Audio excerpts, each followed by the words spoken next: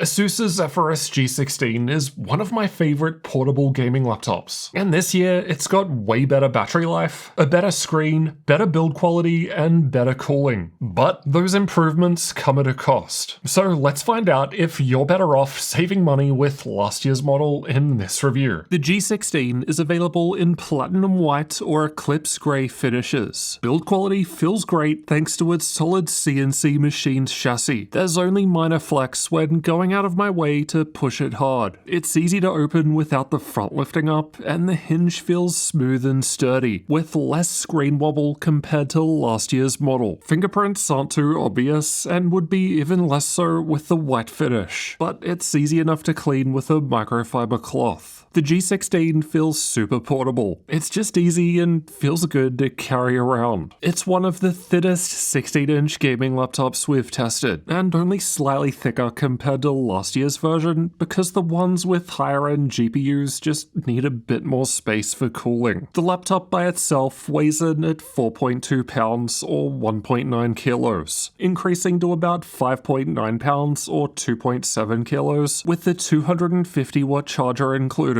It weighs basically the same as last year's version with lower tier 5070 Ti graphics, and actually ends up slightly lighter with the chargers included, despite the charger with this year's 5080 model being 10 watts higher. Honestly, there's no real difference between them, but it's still one of the lightest 16-inch gaming laptops we've ever tested. My G16 has Nvidia's RTX 5080 laptop GPU, Intel's latest Panther Lake processor, 32 gigs of RAM, and a 16-inch OLED screen. But the G16 is available with lower or higher tier specs with the link below, and if it has a good sale, we'll list it on our gaminglaptop.deals website so you can save money. The chiclet keyboard still only has one zone of RGB backlighting. All keys and secondary functions get lit up, but I think not having per key customization is kinda pathetic when you're spending Zephyrus money. Key brightness can be adjusted between 3 levels or turned off with the F2 and F3 shortcuts, while the F4 Aura key can be used to change between 5 basic effects. You can also control the lighting effects through ASUS's Armoury Crate software, the control panel for the laptop. And this is also where you control the slash lighting on the lid, which has been upgraded this year from 7 lighting zones to 35 for more fluid animations. It's a bit of a gimmick, but having it show how much battery charge is left with the lid closed is useful. The keyboard still has 1.7mm of key travel, and I thought it felt nice to type on, though I prefer the clickier feel of a Lenovo Legion keyboard personally.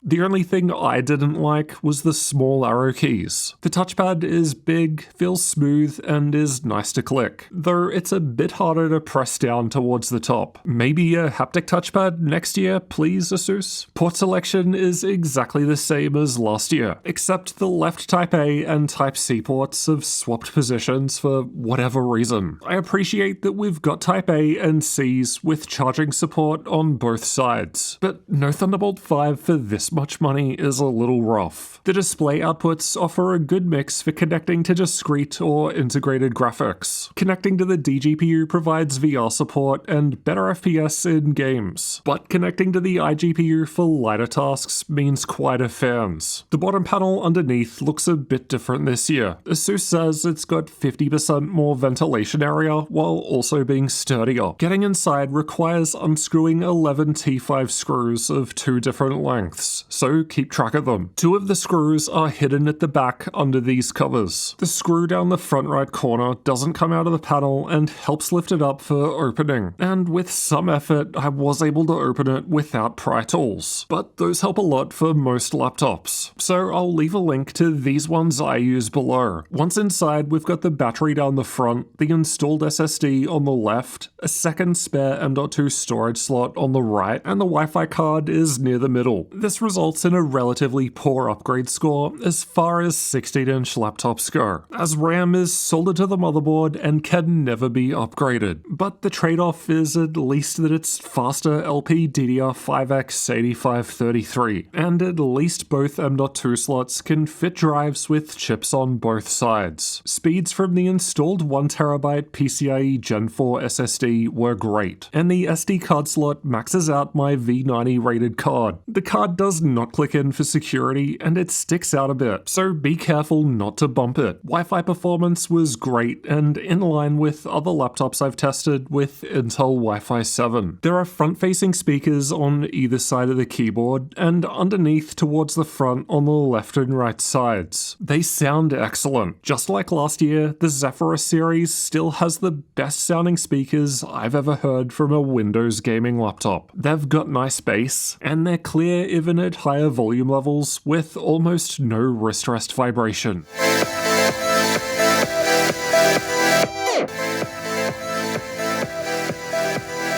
The Latencymon results were good in our 5-minute idle test. It plays this sound by default on boot,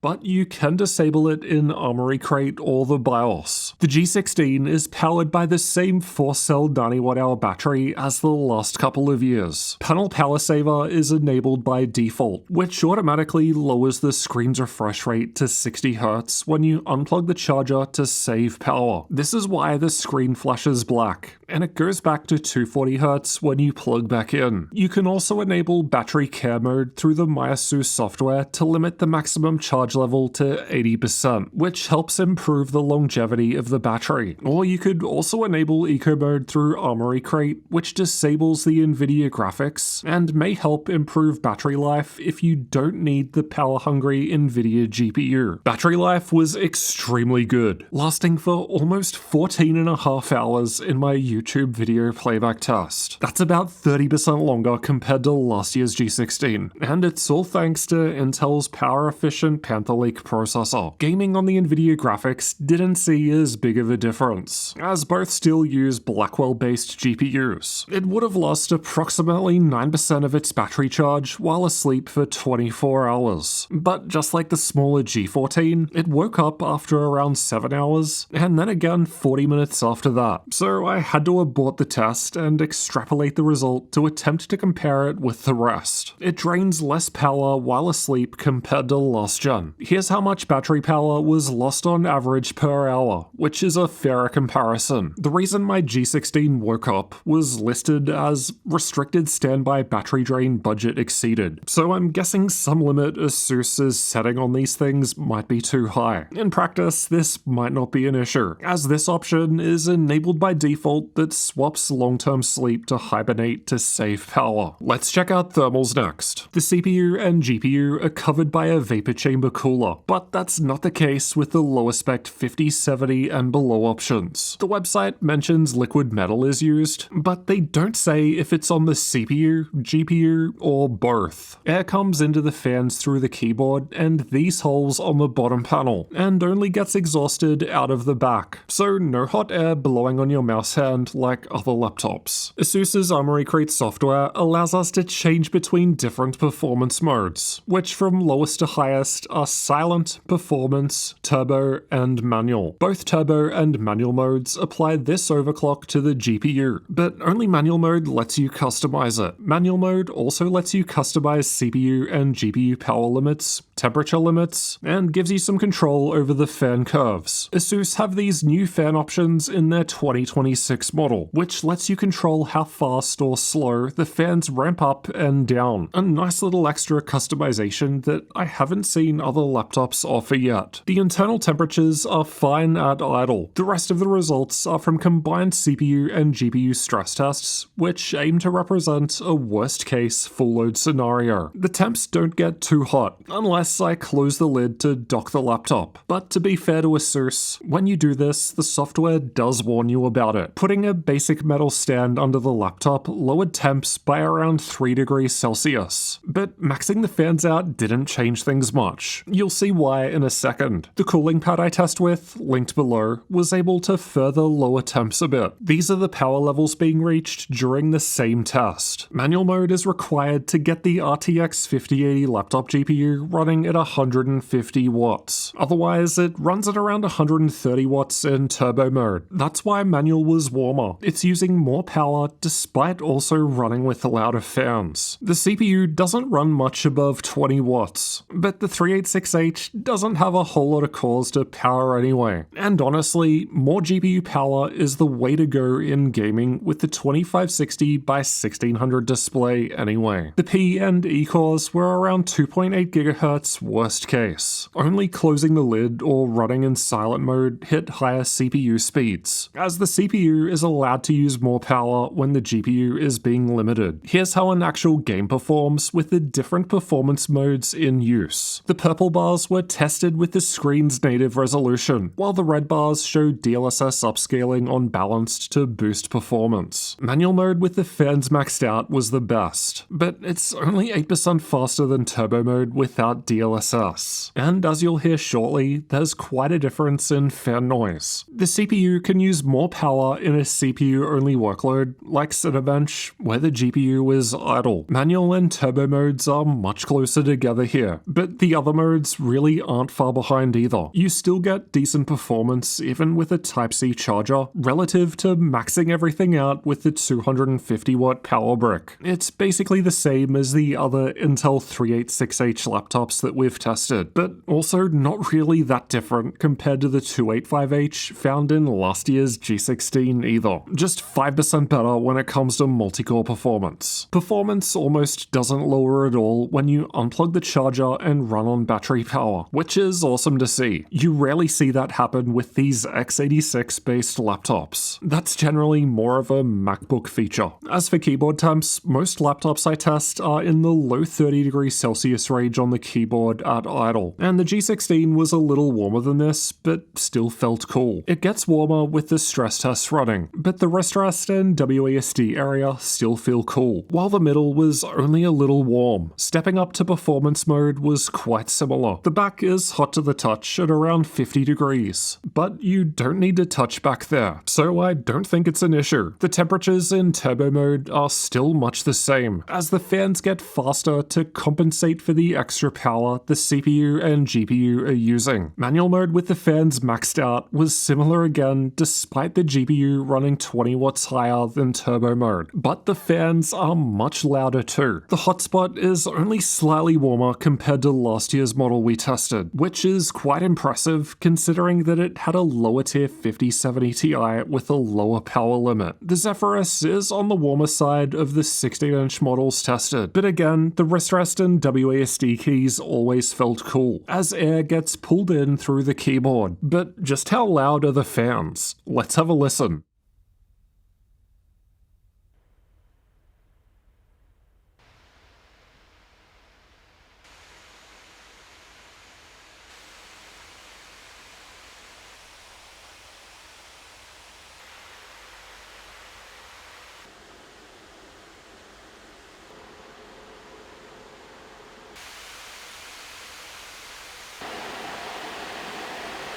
Manual mode doesn't look like too much of a difference compared to turbo mode in terms of decibels. It's only 5 decibels louder, but decibels work on a logarithmic scale, which is why I also show zones, which better represents the perceived loudness. And that shows us that manual mode is more like 40% louder to our ears than turbo mode, at least with the fans maxed out for best results. You can of course customize it, so this is a worst case. It's about 7% louder compared to last year's Zephyrus G16. But again, I've got a higher end GPU this year, which uses more power. So honestly, that's not too surprising. In any case, the Zephyrus is typically quieter compared to a lot of other bigger 16-inch gaming laptops that we've tested. So manual mode maxed out is 40% louder than turbo mode, and about the same temperatures on the internals, all for an 8% higher frame rate in Cyberpunk without DLSS DLSS, or a 6% boost with DLSS enabled. So yeah, turbo mode is a much better sweet spot, and even performance mode is still capable if your preference is on a quieter laptop. As for the screen, the G16 gets a nice little upgrade this year. It's still a 240Hz OLED panel with the same resolution as last gen with excellent colors. But where the 2026 model shines is in brightness, with 500 nits measured with the brightness set to 100%. ASUS says it can reach 1100 nits peak brightness in HDR mode, but we're only able to test sustained brightness. This makes it one of the brightest OLED panels we've ever tested, and about 22% higher compared to last year in terms of nits. But because our eyes compress the brightness difference, in practice, this generation appears more like 7% brighter. So not much, but more is better. Running an OLED at higher brightness increases the concern for long-term burn-in, but the Armoury Crate software has some options to help mitigate that. Other negatives of OLED panels include PWM flickering, which can give some people a headache after long use. But I think ASUS is the only brand offering flicker adjust settings. The other usually annoying thing is the glossy screen. ASUS says the G16 has an anti-reflective screen, but it was harder to see reflections compared to others. But reflections still show if you're working in a bright environment. As always with OLED panels, screen response time is super fast, with it only taking about half a millisecond for content on screen to update. There's not really any practical difference between all of the OLED laptops we've tested. They're all fast and great for gaming on. Total system latency is the amount of time between a mouse click and when a gunshot fire appears on screen in Counter-Strike 2. This year's G16 appears slightly faster than last gen, but it's not a fair comparison with the different GPUs. Regardless, both are fast, no problems here. The G16 has advanced Optimus, allowing you to automatically get better FPS in games without a reboot. It's also got the classic MUX switch, but that needs a reboot, and considering it doesn't change which GPU the ports connect to, there's no real point using it. G-Sync is available with Optimus off, and Adaptive Sync is available from the integrated graphics when Optimus is on, so no screen tearing within this refresh range. There's a 1080p camera above the screen in the middle. It has AR for Windows Hello Face Unlock. Just like other ASUS laptops, it makes you look like you're in the Matrix once you start moving, and here's how it sounds while typing on the keyboard. But how well does ASUS's new Zephyrus G16 perform in games? We've tested it with these settings to find out. Cyberpunk 2077 was running great at 1080p, but you don't spend this money for 1080p gaming. 1440p is closer to the screen's resolution. Cheaper but bigger 5080 laptops are around 13% faster. 4K would be usable with upscaling, but without, it's only slightly ahead of a full-powered 5070 Ti. There was a bit more of a difference in Alan Wake 2 when compared to last year's G16, but the fact that it's right next to this year's smaller G14, which also has the lower tier 5070 Ti, is kinda crazy. But that's at 1080p. At 1440p, it's of course still behind other thicker, more powerful 5080 laptops. The Zephyrus is basically matching the best thicker 5070 Ti laptops here, but with more dips in performance, as per its lower 1% lows. And again, at 4K, it's the lowest 5080 result we've tested, but it's also the thinnest laptop with that GPU we've tested, so not unexpected. It's a similar deal in Black Myth Wukong. At 1080p and 1440p, the G16's 5080 was close to the bigger 5070 Ti laptops. So if you just want the best value in terms of cost per frame, and aren't too concerned about the VRAM difference between 12 and 16 gigs, of course, a cheaper 5070 Ti laptop is going to be a better move. With the Zephyrus, you're paying more for the thinner, portable design, and that's more important to some people, myself included. Results weren't too different with ray tracing and upscaling enabled. RT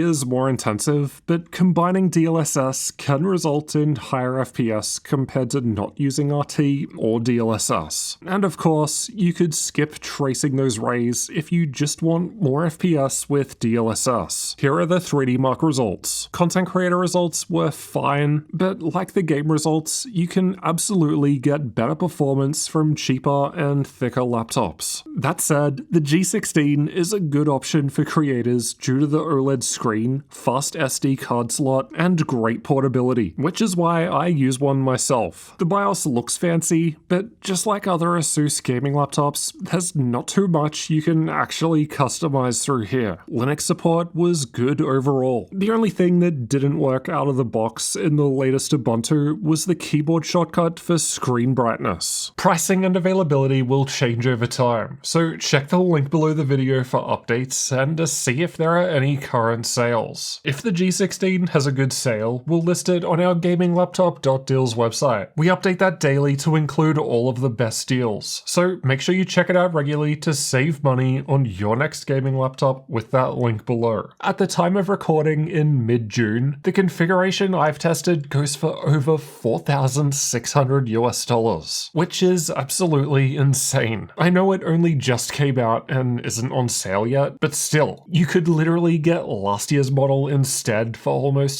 $1,700 less, which is enough to then go and buy last year's RTX 5070 model with this sale we've got on the deal site. Even last year's 5080 model without sale costs less than this year's 5070 Ti model. So this year's G16 is very expensive. Hopefully to some degree, these are just initial launch prices. Hopefully we see some better prices as sales come around. Again, deal site so you don't miss that. And we'll be adding a price alert system in the next few weeks to make sure that you don't miss out on sales. So is it worth spending more money to get the newer 2026 G16? Let's summarize the good and the bad to find out. Starting with the good, compared to last year, the 2026 Intel-based G16 has incredible battery life, a brighter OLED screen that also wobbles less, and improved cooling. Otherwise, the rest of the positives are the same as last year, including premium build quality, amazing speakers, and great performance considering the thinner, portable design. As for the bad, it's crazy expensive, but fortunately that will change over time with sales. RAM is soldered and can't be upgraded, so you'll have to buy it with what you need from the start, and the thinner design means you're not getting the most out of the GPU you're paying